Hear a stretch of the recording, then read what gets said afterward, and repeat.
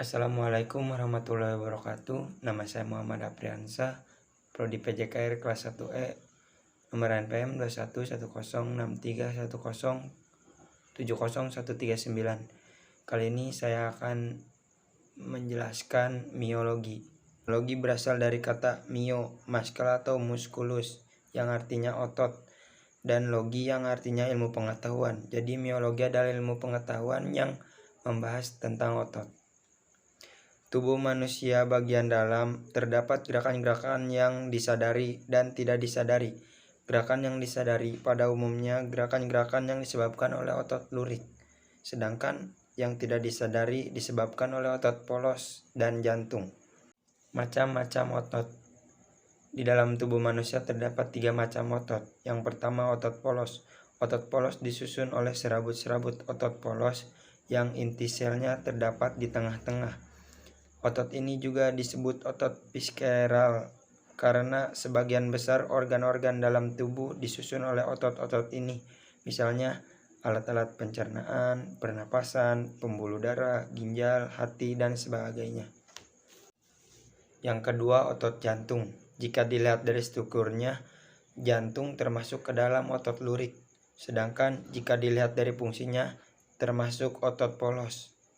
Otot ini juga disebut dengan otot reflektoris.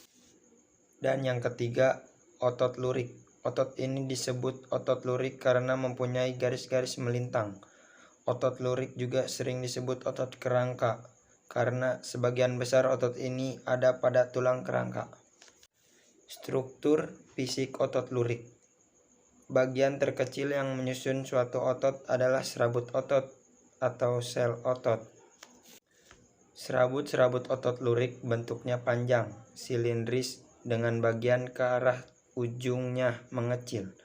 Serabut otot yang berukuran panjang 1-40 mm dan diameternya 0,01 sampai 0,15 mm. Adapun jenis-jenis serabut otot. Yang pertama, serabut berwarna putih. Serabut ini tebal dan mempunyai sidat dapat mengkerut secara cepat. Menurut Fox, serabut ini dapat dibedakan menjadi 3 jenis, yaitu oksidatif glikolitik cepat, yang kedua glikolitik cepat, dan yang ketiga keduta cepat. Serabut ini berperan dalam kegiatan-kegiatan fisik atau kontraksi otot yang bersifat cepat dan intensif. Yang kedua, serabut yang berwarna merah. Serabut ini tipis dan mempunyai sifat dapat mengkerut lambat. Serabut ini berperan dalam kegiatan-kegiatan fisik yang berintensitas rendah dan dalam waktu yang relatif lama. Origo dan insertio. Pada waktu otot berkontraksi, kedua ujung otot dapat berubah menjadi dekat atau tidak berubah panjang dan jaraknya. Ujung otot yang melekat pada tulang yang bergerak disebut insertio.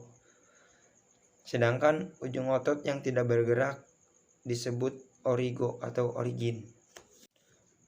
Tonus otot. Tonus otot adalah keadaan otot-otot pada waktu istirahat tidak rileks sempurna, tetapi masih dalam keadaan sedikit tegang. Tonus otot ini membantu mempertahankan persendian dan otot dalam keadaan siap untuk berkontraksi apabila diperlukan. Kontraksi otot. Kontraksi otot dapat dikelompokkan ke dalam 1. Kontraksi isometrik. Kontraksi isometrik disebut juga kontraksi statis. Kontraksi isometrik adalah suatu kontraksi otot di mana panjang otot tidak berubah, sedangkan ketegangan gerakan-gerakan yang nyata. Yang kedua, kontraksi isotonik. Kontraksi isotonik disebut juga kontraksi dinamis, yaitu suatu kontraksi otot tidak berubah. Perubahan kontraksi menjadi panjang disebut kontraksi eksentrik, sedangkan perubahan otot yang menjadi pendek disebut kontraksi konsentrik. Demikian penjelasan dari saya, kurang lebihnya mohon maaf. Wassalamualaikum warahmatullahi wabarakatuh.